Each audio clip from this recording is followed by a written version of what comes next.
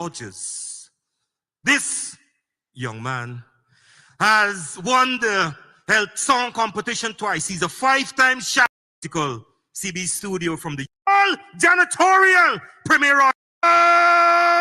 Believe that a group of people feels they are superior than another because of skin color and hair texture. Why do we discriminate? And prejudice takes over to cause race hate. It's still deep in the hearts of mankind who display that kind of attitude. Although Black Lives Matter, I say all lives matter. Racism is worse than COVID-19. It's a pandemic. It's the biggest pandemic. I say no to racism. Say no to racism.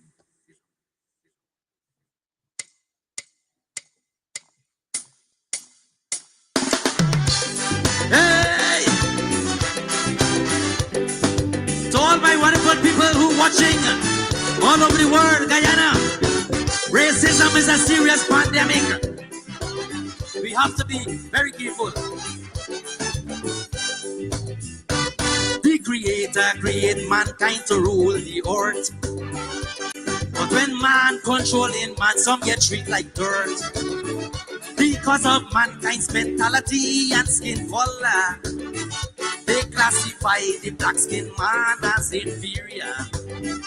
Slavery abolished many years ago, but racism continuing to grow.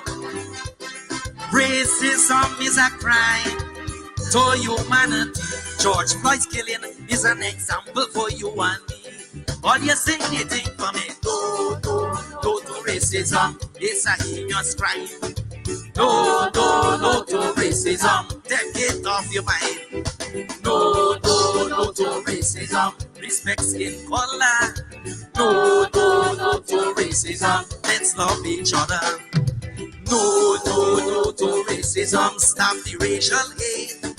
No to racism. Don't discriminate. The human mind has behaved so sick. Racism is worse than the pandemic. Hey, yeah.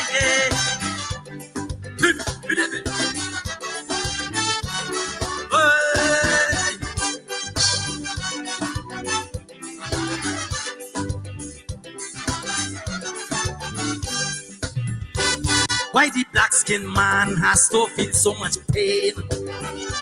Physically and mentally he is on a strain. What I know is one race, the human race. But prejudice and discrimination takes its place. Your physical appearance and hair texture causing hate and discrimination with human culture. Institutional racism is a nasty disease. So let's hope and pray one day these things will ease. All you sing they think for me. No to racism. It's a heinous crime. No to racism. Take it off your mind. No to racism. Respect skin color. No to racism. Let's love each other. No to racism. Stop the racial hate. No to racism. Let's not discriminate. The human mind does behave so sick. Racism is worse than the pandemic. Hey. Oh Lord, when you have systemic racism, institutional racism, serious.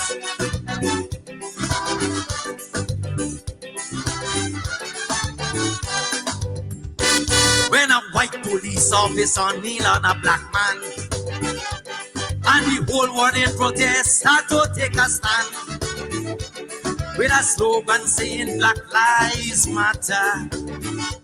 It's a tragic time in the US and world over. If you're not white, you're classified as colored. And the clear-skinned man think he is higher standard. nuclear weapons and diseases, shredding humanity and racism, polluting society.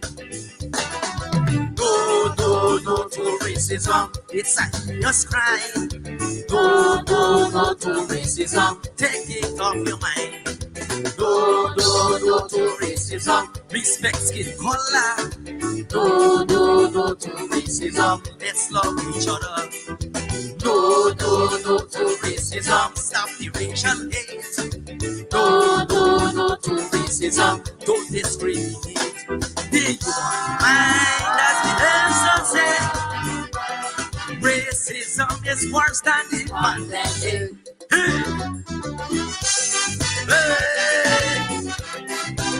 Hit it.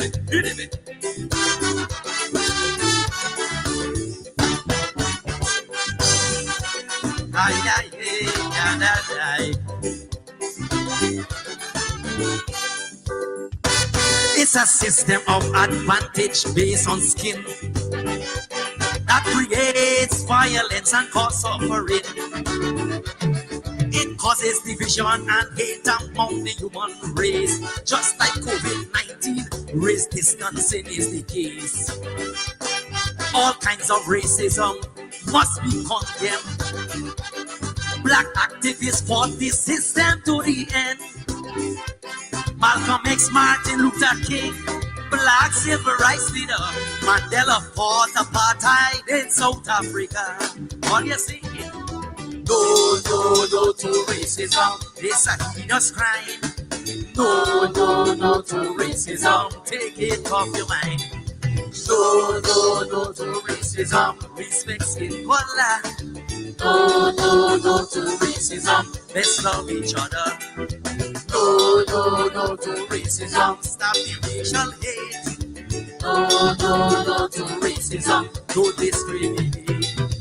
No, no, no to racism, it's a heinous crime. No, no, no to racism, take it off your mind. No, no, no to racism, stop the racial hate. No, no, no to racism, don't discriminate. Sing. No, no, no to racism, respect skin color. No, no, no to racism, let's love each other. One more time. No, no, no to racism, it's a heinous crime. No, no, no to racism, take it off your mind. No, no, no to racism, respect skin color. No, no, no to racism, let's love each other. No, no, no to racism, stop the racial hate. No, no, no to racism, don't discriminate. The human mind, just the answer said, racism is worse than the pandemic. Yeah. Hey. Hit it. Hey. Now for those who like the homes, go to your neighbors, I love you. Go to your brothers and sisters, say I love you. Respect your texture, respect skin color. Oh, yes. Good evening to you and welcome to this evening's edition of Politics 101 with the sound and the voice there of our own young Bill Rogers, Guyanese Calypsonian, doing no to racism, no to racism. Young Bill Rogers, who's the son of the original Bill Rogers, the Baji man, the Bushman, and his son has been keeping the name of his father alive and contributing to the art form, calypso, the mother music of our Anglophone Caribbean, telling stories of our time and times gone by and for all times. Young Bill Rogers, good evening to all of you and welcome to Politics 101. Those of you who are followers of Calypso, please check out the music of young Bill Rogers. He's one of the top Guyanese Calypsonians. And I want to welcome all of you down to Politics 101. Please share the link and let everyone know that we are on tonight. And our special guest tonight is another young man, Nigel, Apostle Nigel London. Apostle Nigel London is ready to go with us. We're just trying to get you all to settle down and for us to continue our journey tonight. We come, of course, tonight online with the news that once again the evil people are showing their hands. They've struck, charging Member of Parliament David Patterson for peeing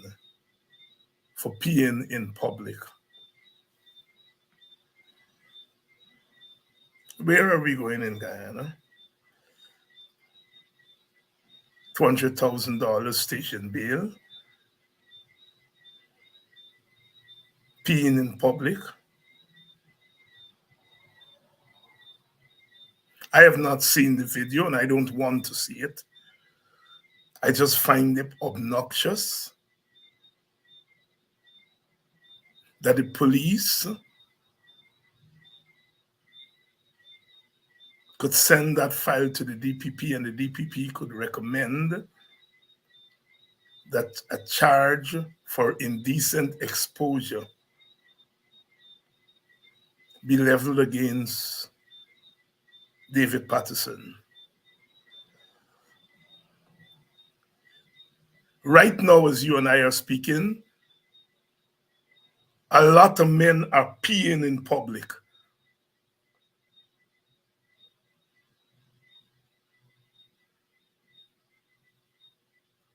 Are they going to be charging half of Guyana's males? This is absolutely nothing but witch hunting, harassment of David Patterson.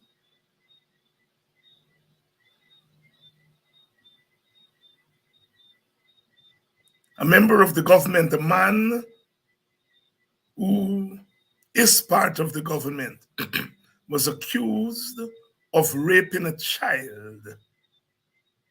The police didn't move with such haste. The DPP didn't recommend charges.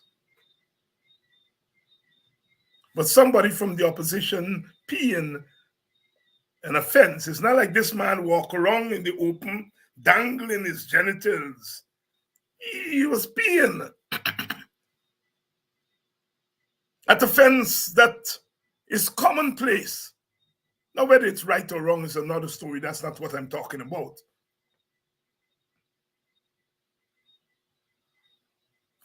You see, we have been saying for 3 years to you all, we are in another zone. We are in another zone. This is not regular politics. These people are out to destroy anyone and everyone who opposes them. And they are using the police, they're using the parliament, they're using every institution of state to do that. And they don't care. They have no shame.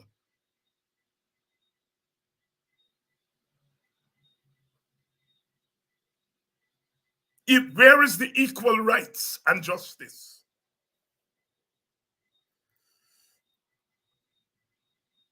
Let me bring in my brother.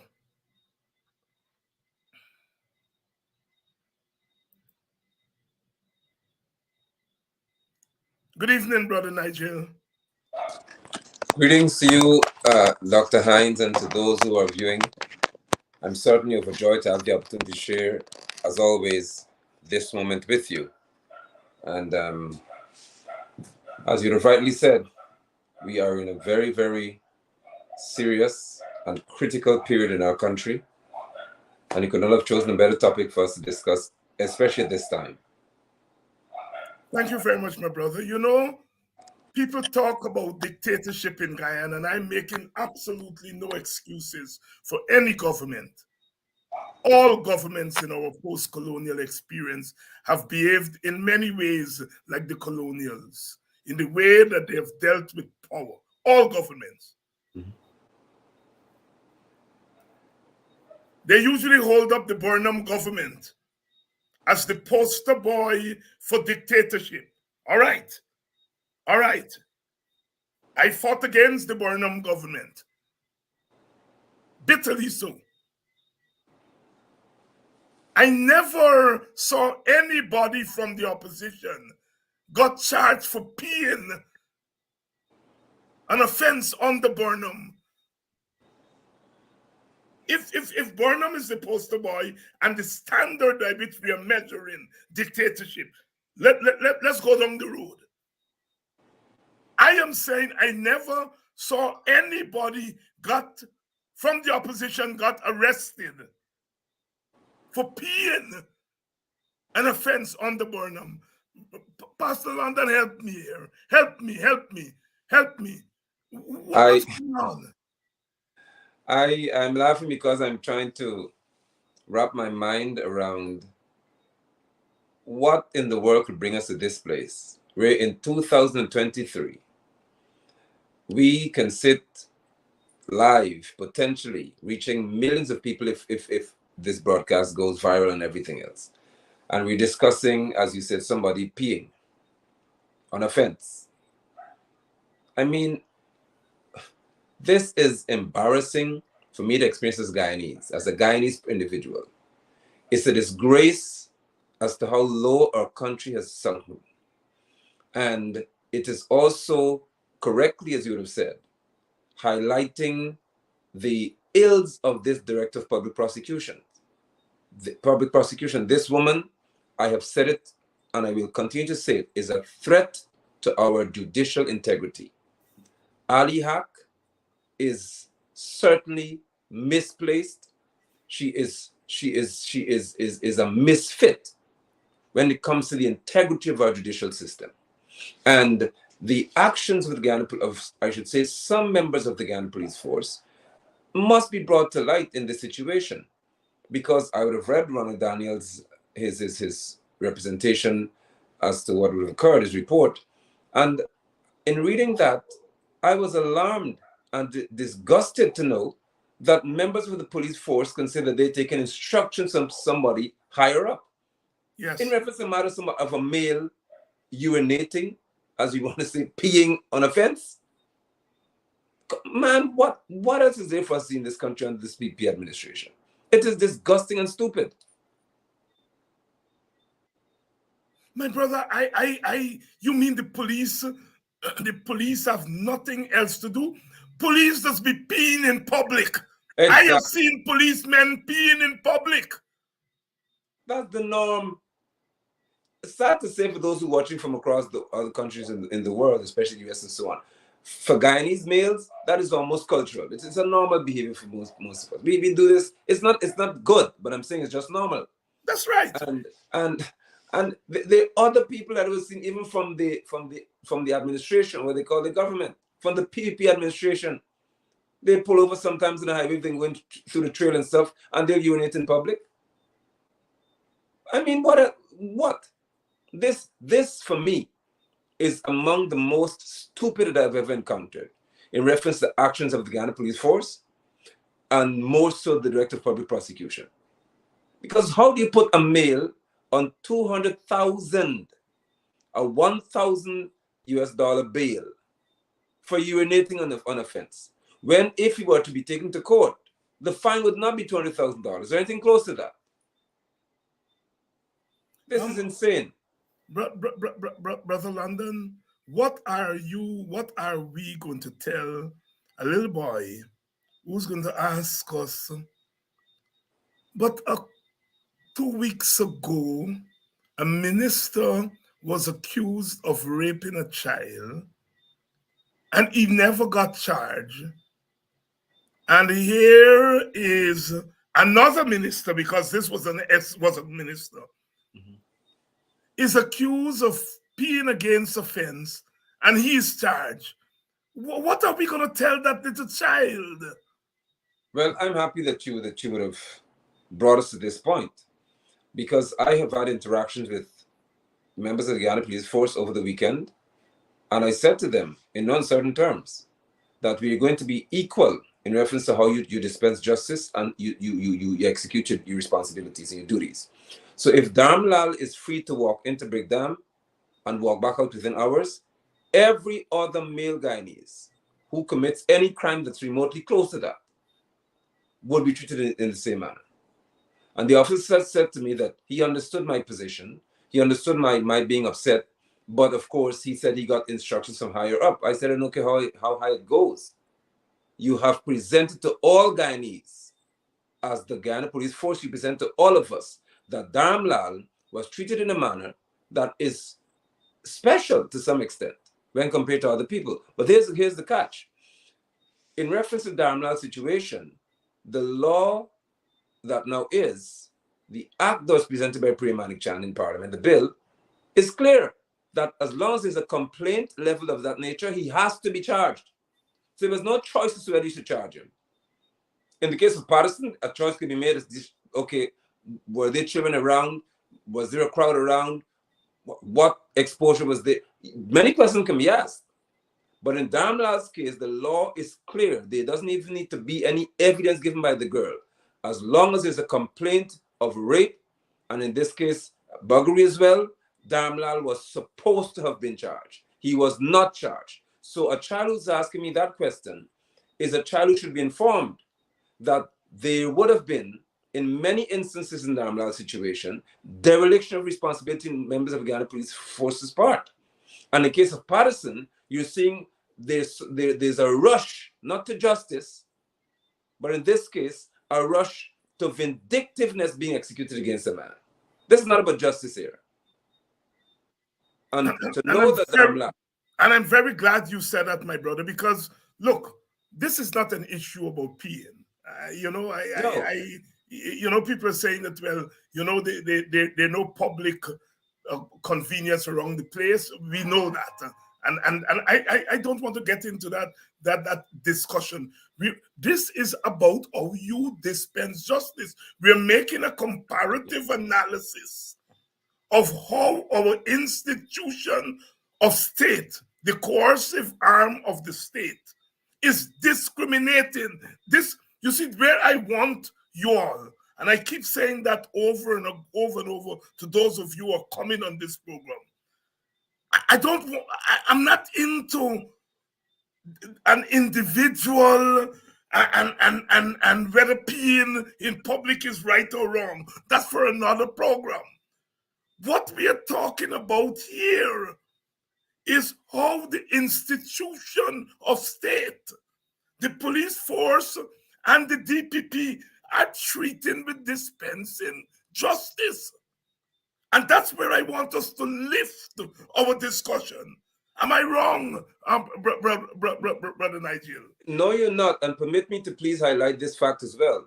The Shalimar Ali Haq, the Director of Public Prosecution, said in Dharmlal's case that she has over about 1,000 or so files on her desk that are, so she cannot rush to leave with Dharmlal. How then could you, Ali Haq, within moments, make David Patterson's case a priority?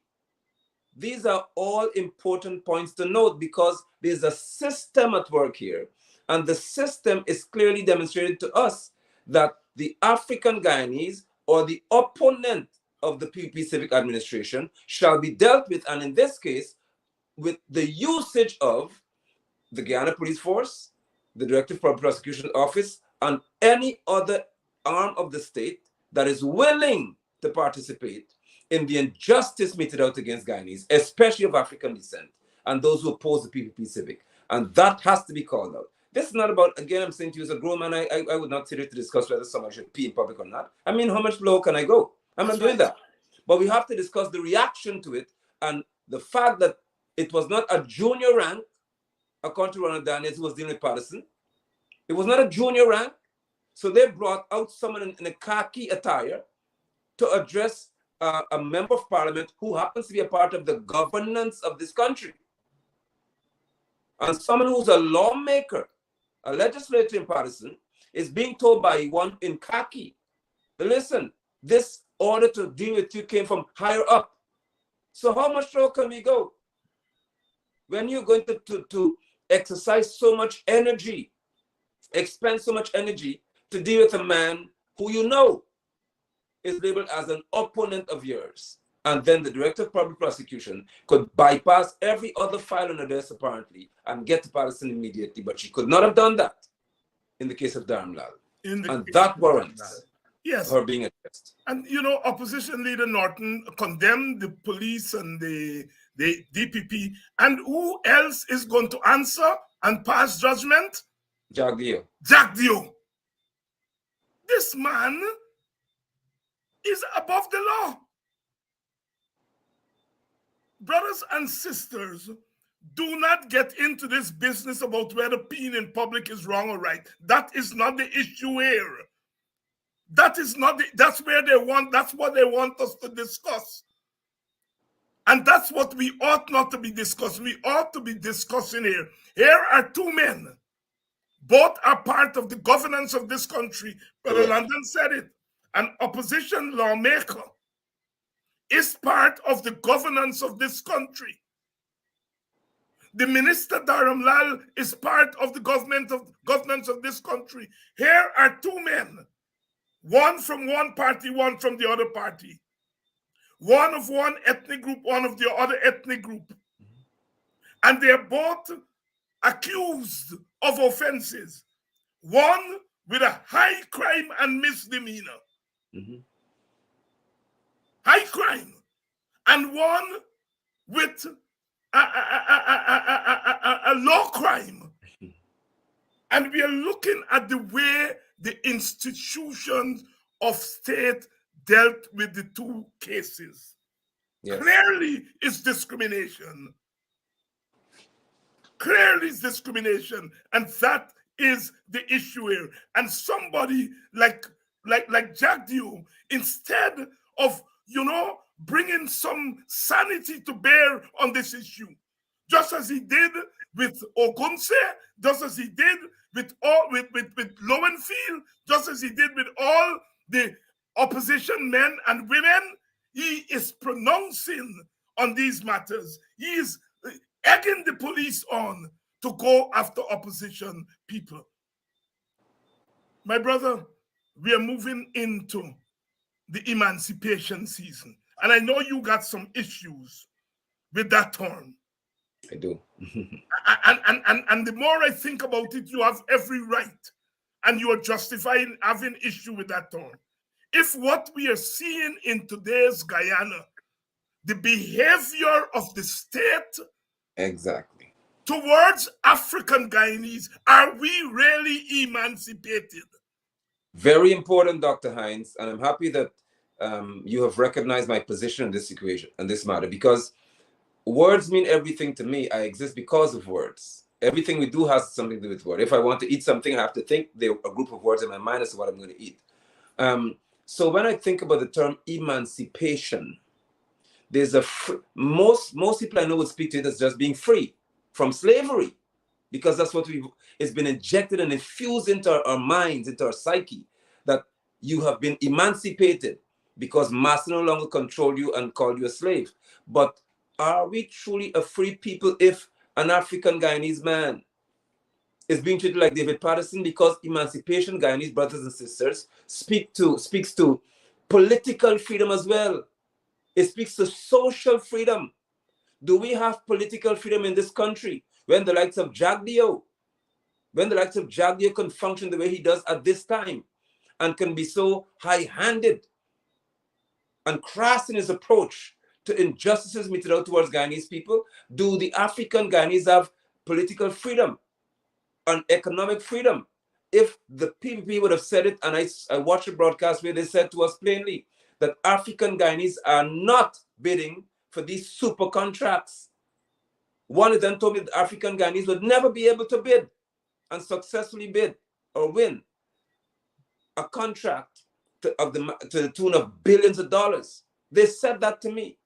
I was incensed by that terminology because I knew the man was right.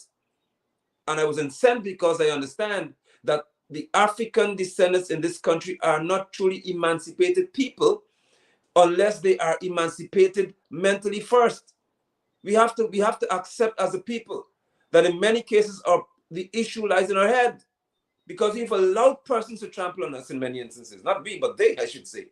Many are allowing individuals to walk all over you. Even tonight, some African descendants are watching this broadcast and you are uncomfortable. You cannot even comment or respond because you are afraid if you have any trace on David Hinds' program, then you're going to be targeted tomorrow at work or Monday at work. They can call you and say, how dare you write that comment, and you'll be fired. That proves that the African descendant is not truly emancipated. Because if you do not have mental freedom and social freedom and the freedom to express yourself in your own country, how can you be a free man? How can we be free? Dr. Hinds, you got me started on this right here. Sorry, but I have to go here. And I want to get you started because Thank I think you. I think we got to be an indignant people. I think we have to be an angry people as we come into this emancipation season. We have to be righteously indignant tonight.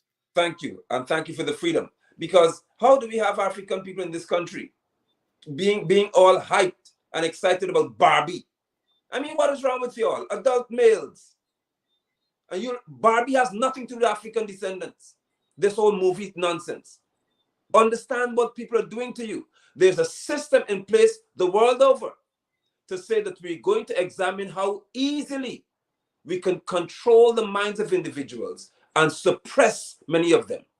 I hasten to announce to you that if you examine the PPP civic grouping, I'm taking it here with you all tonight, you would never see an Indo-Guyanese PPP civic member parliament condemn an Indo-Guyanese PPP civic member parliament. It has never happened in this bunch.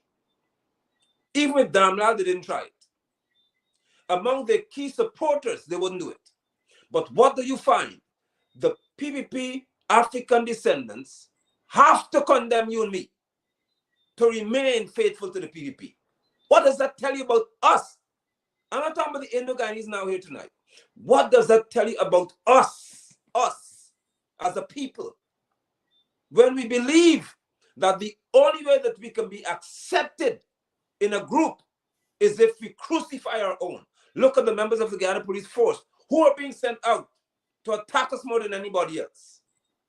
Who are the ones being used to pull the trigger against us? And I know the evil lady is getting warm to say, okay, then we got him now, he's approaching Ogunse's footstep here. You could come for me whenever you want to come for me. Because my speech will prove to you that you're not even free as a police officer. Because you're not free to tell the truth. And the truth is that African descendants are not the only members of the Guyana Police Force. But why are you being used so strategically to come after the likes of David Patterson? Because emancipation is not your experience. You are enslaved mentally. You are confined to thinking that unless you do that which another individual requires of you, you would not be a free man. You would not have the freedom to work. And that, my brother and sisters, speaks to your being enslaved. Because emancipation has to do with liberty. There you go. If you are in any way restricted to exercising your liberty, now from doing so, you are not a free person. You are not a free person. Apostle Nigel London, I want to say good evening to all of you, wherever you're joining us from. I notice some of you are joining us from Arizona, where I live and work part of the year. My cousin Donna, good evening. Lindener, I notice you're defending your fellow Lindener or here tonight. All my cousins in Arizona, good evening to you.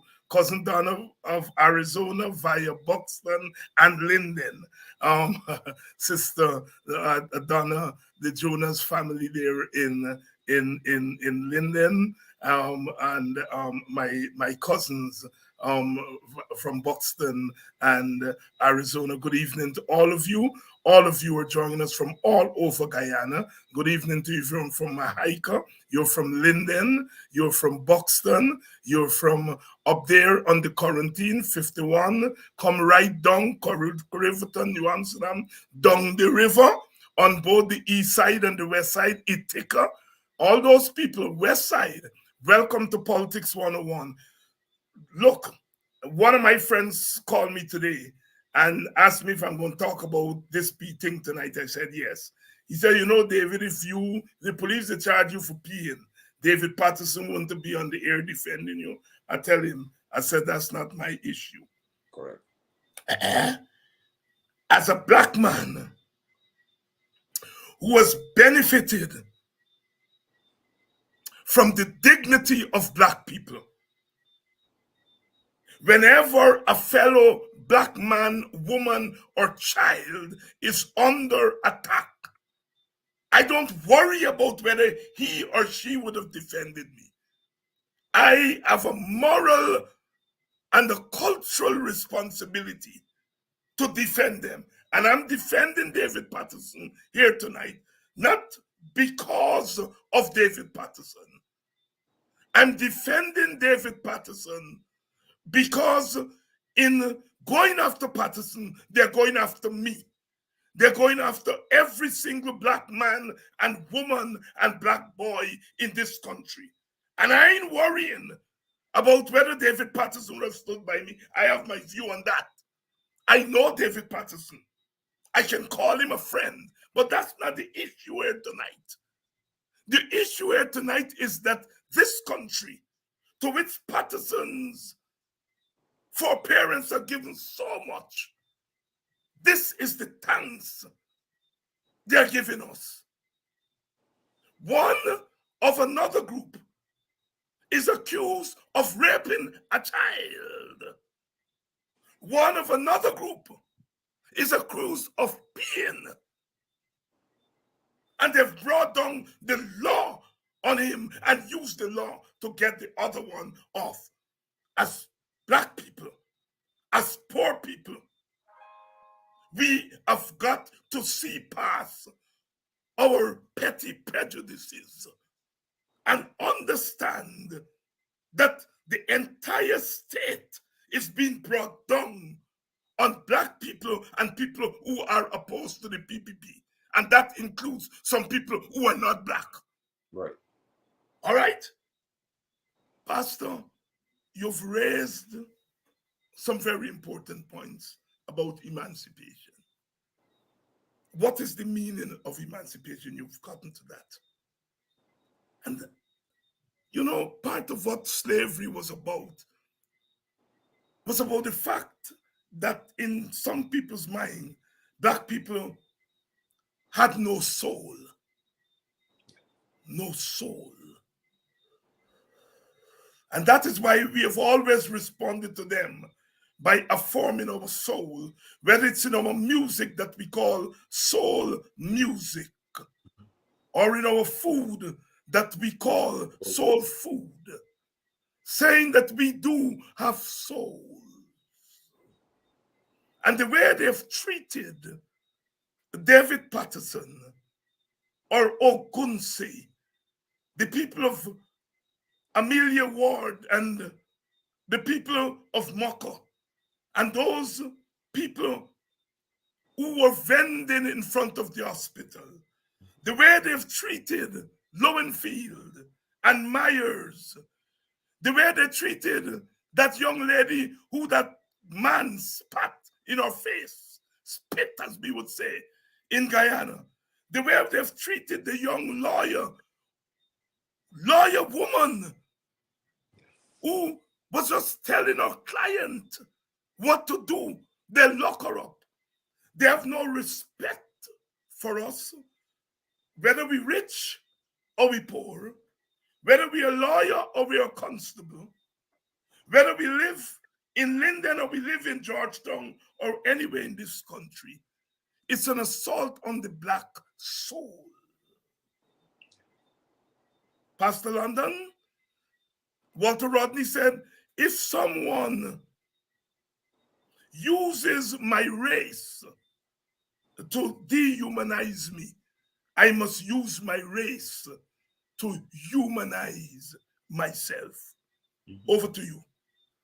Thank you. And what a potent reference to Dr. Rodney. And I believe that, because every so often we must reiterate, and it's important that we do so, that speaking well to one's ethnicity doesn't make me despise another. I have the right to love me first. I have the right to love all that concerns me and what I am. And if I have discovered along the way that what I am, my phenotype, how I look, affects another group to the point whereby they seek to despise and exercise prejudice against me, I have a right, therefore, to speak to that matter. And there is, to the African male in this country, I say to you, there is an effort not for you to be emancipated, but for you to be emasculated. They are weakening your manhood. The young men are being targeted across this land. And I shudder when I hear young men of African descent having to speak to Jagdio as though they're little church boys, altar boys, and even them don't speak, they don't speak in a manner. You weaklings, because you want to eat, as you say. You want some food, you want money, you want to have the fast life. And it's obvious that you're being emasculated, because you cannot even stand to speak to that which is right as a man, and to that which concerns your people as an African. And we have hundreds of years of this system where Massa has proven, as they were called, that if you can convince the slave that he needs you to survive, that slave remains committed to slavery. We have to be emancipated from that. You do not tell me that you need oppressors to survive. You are supposed to oppose oppressors. You're not supposed to submit to any degree of oppression. And as Guyanese, and as this time approaches, I want to announce before August 1st arrives, Irfan Ali, Bharat Jagdeo, Anil Nandalal, definitely not Shalimar Aliya. You cannot speak to me as an African descendant on the 1st of August. You can speak to anybody that you want, not me. There's nothing that Ali can say to me as an African descendant that'll make me listen to him, because he's a hypocrite in reference to how he treats with Africans. Don't tell me that you have my best interest at heart.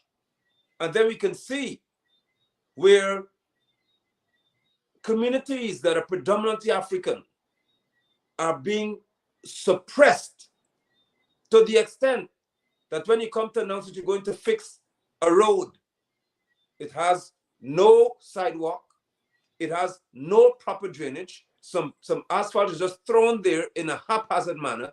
Africans cheer you on to say, yes, Master is doing good for us. You cannot talk to me on the 1st of August. I'm announcing on this show, and announce it again until the 1st of August comes. Irfan Ali, Bharat Jagdeo, Nandalal, none of y'all can speak to me as an African man, because you've disqualified yourself from speaking to me, that man. You disqualified from speaking to me as an African man. And I want to say to all you all on this program, and all you all who are going to hear this program after tonight, wrap your black hands and your black hearts around David Patterson. Don't get into the business of whether peeing in public is wrong or right. Wrap your arms and your hearts around this brother, because they're going after all of us who dare to speak. They can't accuse David Patterson of being some black nationalist or some black radical, as they would do to me and my brother here. All right? This is not a black radical. But they're lynching him. That's what they're doing. They lynch Takuma Ogunse. And some of y'all say, well, Takuma went too far. Well, tell us if Patterson went too far. Right. Right. Tell us, black people, you all get busy in this country. Get busy in this country. Every day they're showing you all what they think of us. At some point, our Indian brothers and sisters and Amerindian brothers and sisters will have to take a stand at some point. But for now, it's your black people who have to take this stand. I want to congratulate you all for taking the stand in defense of that young Amerindian child. Yeah. It shows dignity. It shows an awareness of justice, regardless of race. Right. You all have demonstrated that you all are not racist. If you all were racist, and if Apostle and myself were teaching you all to be racist, you all would have said, well, it's an Amerindian girl, is that one of we girls? I ain't got time with her. But no, I have not met an African who was not expressed outrage at what happened, allegedly, to that child, Amerindian child. And I want to big you all up. I want to congratulate you all, because you all have shown that you all are not racist, and that your leaders are not socializing you all to be racist. Right. You all have shown a level of humanity that is unsurpassed in this country. And I want you all to show that same kind of love, in this case, self-love, for our brother who is being lynched because he looked like us. And they believe that he doesn't have a soul. Emancipation. My brother, emancipation. Emancipate yourself from mental slavery. None but yourself can free your mind. The immortal words of Marcus Messiah Garvey, speaking to some black people at Menelik Hall in Nova Scotia in 1937. Words that have been put into song by another prophet of black self-emancipation, Robert Nesta Marley, Brother Bob Marley. Emancipate yourself from mental slavery. Apostle, how significant are those words from Marcus Garvey? How significant are those words in 2023 in Guyana? If ever there were a time when those words should matter to African descendants, and I would like to stretch it to say even to those Indo-Guyanese descendants, and not all Guyanese, it should be now. Because we have invaders in our land. That's what I call them, in reference to Exxon and these conglomerates. And the things they're doing to us, they're showing you as a people that even the wealth that you possess would not be controlled by you as a people. Emancipating ourselves from mental slavery is what could break those shackles of us thinking that the white man, and forgive me for saying that, people, but that's how it's seen, the white man knows our destiny better than we do ourselves. We have to change that. The culture of our society has to change. And the imagery of the African man has to change. I say the Guyanese carefully, as now targeting my African brothers and sisters, some of you are Hebrew. When we have events and the PPP would have ensured that they found a group of Africans who are prepared to belittle you as a people to the point whereby the only thing that you're known for is juve, botheration, dirty wine, stink, whatever it is, stink and dirty. And whenever it comes to the African nowadays in this country, and whenever the Africans are together in mass, there is degradation of our morals and our values. Pay attention to me, people. When we're gathering and you have these events, the police have to be there to scan you, because you're going to, in their mind, carry weapons to kill one another. Why? Because the branding is you're potentially criminals. Pay attention. When you have these events, you are instructed by Africans that you must come without your bra, panty day, whatever it is. These degrading, decadent things are being thrown at you by your own Africans, because you have not been emancipated from mental slavery. And the only person who can free your mind, what I call making you an independent thinker, is you. When you are prepared to stand or sit and look around the room, even if there are 10, 20, 30 people in it, and you say that I am the descendant of great people, I shall not allow myself to be treated less than that, then you're a free person. And that is a secret I would like to share with you all. That's how I function. When I speak to people, I say, I am the son of Errol London. I'm the son of Walter London. I'm the son of those who landed in Rosignol in Berbice. Why do I say that? Because I'm not the son of a slave. I am the son of greatness. And there's no creature in this world who can make me think less of myself. And to crown it off, I'm the son of the Most High Yah. Now, when you go there with me, you can't make me feel less than myself. I am emancipated from systems that are meant to belittle me. So the police should show up tonight to say, listen, we're going to arrest you because you said that you being used to pull triggers against anybody. I'll say, go ahead and do it. I will not beg anybody. I will not cower and call Jaggy and ask him if you can please grant me a favor and free me, because I'm a free man. No man can grant me freedom in this country. I am a free man. Nobody controls what I say and how I think, because I've been emancipated. Finally, Dr. Hines, I say to you before we proceed, I am maybe the happiest father in the world tonight, because when you would have recited those words, I think of my children, and I'm a happy father to know that young African children of mine sing that song with passion. And I'm saying this to you all for a reason. My African daughters sing that song with passion.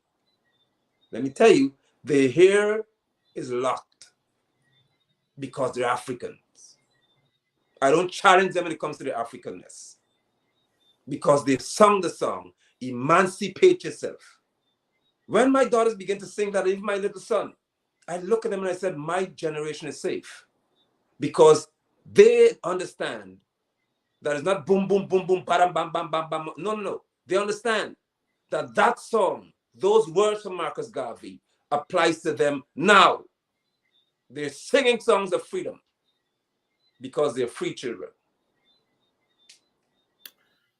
Apostle London, Nigel London, as we say in the Black spiritual community, prophesying here tonight, laying it out here tonight, laying it down. Emancipate yourself from mental slavery.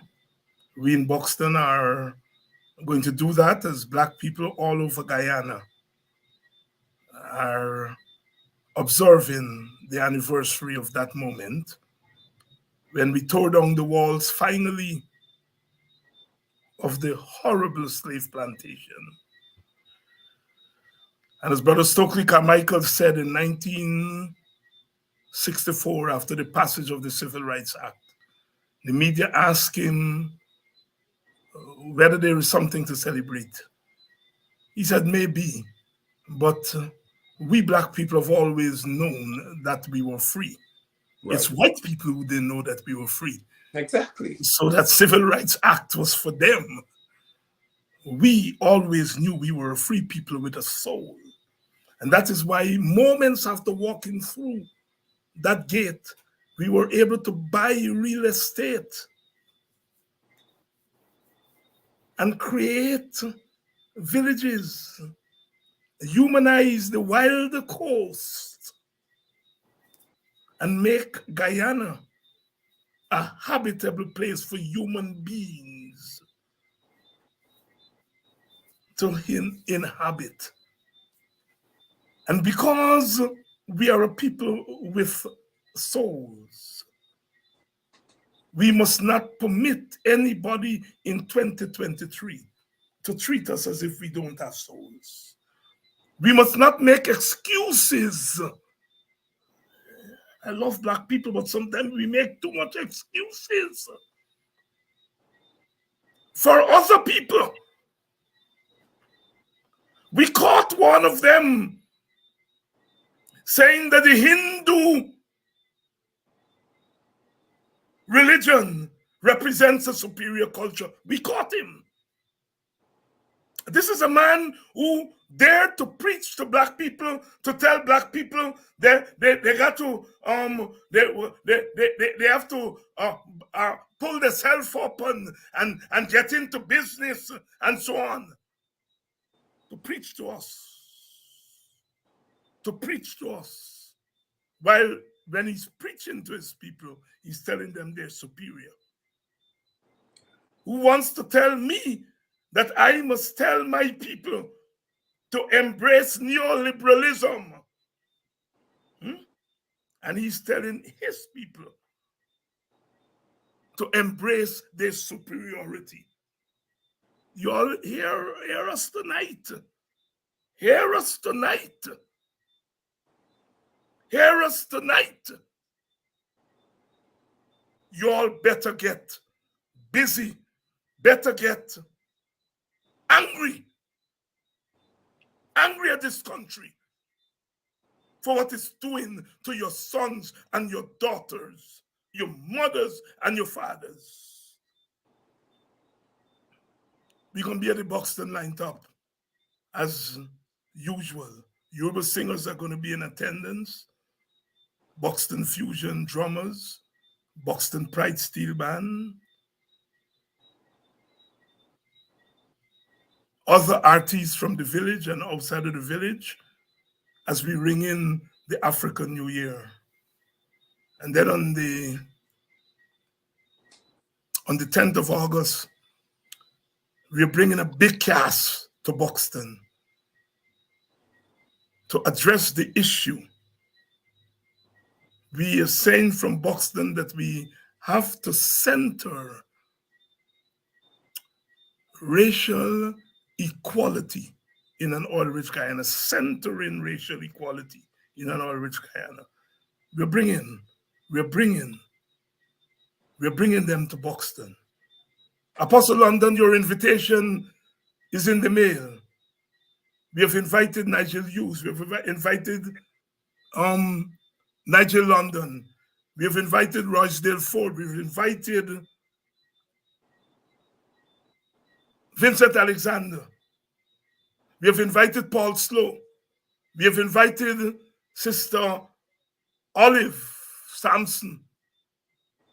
We're bringing all those powerful voices assembled in one place. One place. And we're going to beam it all over the world to speak truth, our truth, our truth. Not to beg, right, but to demand. It was Nelson Mandela who says there comes a time in the life of any nation when you're left with but two choices, submit or demand. right. We are demanding. So on the 10th, we're going to have that AUC Guyana Emancipation Symposium in Buxton. It's been held in Buxton, but really, it's a Guyanese symposium because we now have the technology to beam it in real time to the rest of the world. And we're bringing that big cast, as the theater people will say. We're bringing that big cast. Not C-A-S-T-E, but C-A-S-T to Buxton. And I know some of you are saying on here tonight, invite David Patterson. Thank you very much. We're going to invite him to come there. Wrap our arms around that brother. We have to do it every time they come after us because they're hoping that we would abandon our leaders. We're not doing that. We're not doing that. We're not doing that. Apostle London, is the Dharamlal saga over? Many people have been meeting me and saying it should not be over. Is it over from your perspective? It is not over. It shall not be over unless and until he is dealt with in the most just way. And that has to be him answering for the charges that are leveled against him initially. Because if we are to recant, as the young lady would have said they said she did, then we are showing that we don't understand as a people the true nature of justice. Justice is not controlled by lies and misrepresentations of the truth. Justice is controlled by what is right and what is proper. I cannot in any way cease to stand for that young lady. Although I am highly upset with her parents and even with her for the course of action it would have taken, it doesn't change my right to stand for the principle involved in this matter. And it's not even about the young lady. I stand for the principle involved in this whole situation. And David Patterson, as a matter of fact, is brought back to the table here. The principle involved. And whenever there's injustice, I will have to stand because of the principle. And so the matter with the young lady now, for me, is going to see my protesting in the very near future, the actions of Vindhya Prasad, because the young lady has, as they would say in the US, thrown them under the bus. She said that she essentially would have been taken from her home, brought out here, and people who don't have her best interest at heart made her say certain things. Now we have to have Vindhya Prasad say, how could that happen? Because she was in the care of the Child Care Protection Agency. So how could a child in your care level such scathing accusations yet again that she was a part of a plot? So we're going to protest now, I shall, to say that Vindhya Prasad has to come forward and address this matter, whereas the CPA, the Child Care Protection Agency, are now being labeled essentially as kidnappers. So this is not over. And Dharamlal, because of his continued silence, must be the target of our attention. And he has to be brought to answer certain questions, because the law or the system did not work. The system requires that if a charge is brought against, or an accusation of that nature is brought against a man, he has to be charged. He wasn't. And so we have to continue to fight. It's not over. It's not over. Even soldiers are going to the foxholes and take a sip and prepare for the next day. Prepare for the next day. It's not over. On July the 31st, Brother Aubrey Norton would be giving the New Year's address at Buxton Line Top. That's July 31st. The Black is Beautiful concert. Aubrey Norton will be giving the feature address. And then on the 10th, we're bringing that big cast out to Buxton to address the theme, centering racial equality in the age of an oil-rich Guyana. We are bringing that big cast out there on the 10th. So it's going to be a big week in Buxton. Please support our donation or emancipation donation drive. The particulars are there on the screen. Those of you who have not made your donation, please do so. Those of you who have already made your donation, we say thank you very much. As I continue to say that we have got to support our causes. Yes. Too many times we have to go to people outside of our community to support our causes. And when we do that, they then control us, control what we say, control what we do. And part of this freedom struggle is that we've got to support our causes. Please make your donations. The particulars are there on the screen. It's our emancipation donation drive. Apostle, your closing thoughts. Thank you. And as always, I'm grateful to be able to sit with you There are those who may wonder, why do I spend so much time with the likes of Dr. Hinds, a man who's always usually targeted by the PVP and all that. And that's, I must say, that's why I like doing it, because the fact that you're such a target speaks volumes to what you represent and what you stand for. And more than that, because you're someone who's prepared to say exactly how you feel and your thoughts, express them as plainly as you do, I connect with such an individual. But most importantly tonight, as we approach what is called this Emancipation Day in Guyana here, I want to share with you, my brothers and my sisters of African descent and those of you Hebrew, because we are sharing that slave trade experience in the lines of our foreparents.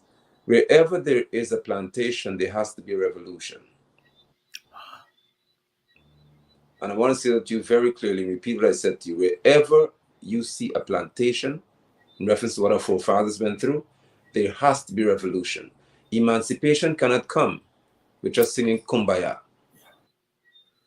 I'm not speaking to violence, because revolution speaks to there being a sudden change. Yes. There are certain actions that can be taken for there to be a sudden change, and it isn't always violence. But wherever there is a plantation, my brothers and my sisters, there has to be a revolution. We are not going to be subjects on any plantation of any sort, be it a political plantation or an economic plantation or a social plantation. Wherever there is one in this country, we shall have a revolution. Thank you, Dr. Hinds. Thank you very much. And Brother Bob Marley said, it takes a revolution to make a solution. Exactly. We don't allow them to define what our revolution is. No. We define what it is. And in this time, in this 1823, in this 200 years after 1823, in this 2023, revolution for us must include revoluting the mind. As Black Stalin say, revolute the mind, revolute your mind, revolute your mind. Tomorrow night, Royce Ford is going to be here to talk about those two cases that he won in the court during this week, and to weigh in on the other issues of the day. And then we go into the Emancipation Weekend, where we are going to define what that emancipation means. Thank you very much, Apostle. And as usual, I want to say so much love, so much thanks to you all. To say I love you all, and I love you all. I love you all because I come from you all. And we are including all those who are under the acts, those who are against the PPP, whether they be Indians, Chinese, Portuguese, or Amerindians. They're part of our tent.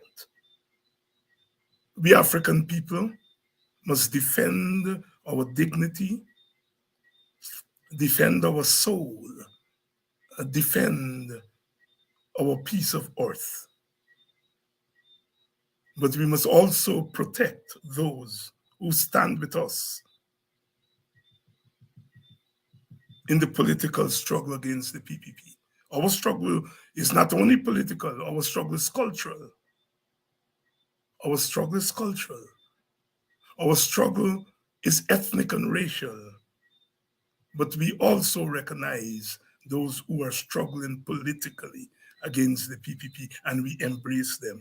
And our embrace of that young woman who has alleged that she was raped by a man of power is exemplary. That's the African that I come from, and that's the African I want to help to socialize. A free African, a dignified African. Let us wrap our arms around Brother David tonight. Let us not get into the business of whether peeing on a paling is right or wrong. It is whether justice is equally served in this country. where the justice is equally served in this country. All roads lead to Buxton on the 31st, and then you come back on the 10th for our big emancipation symposium. Please donate to the cause, and please keep the struggle going. Keep the faith. Without faith, our fate would have been different. We are spiritual people. Let that spiritualism lead us on.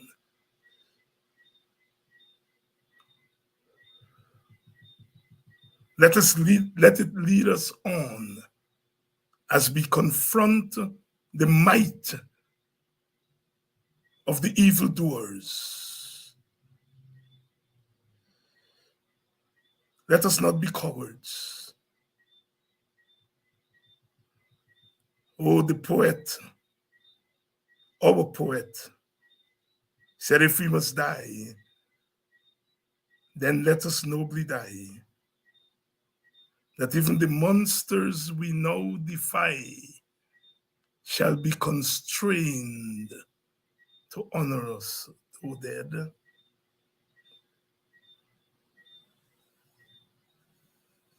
That immortal poem,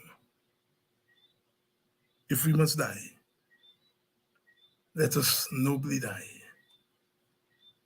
And that even as our backs are against the wall, dying, but fighting back.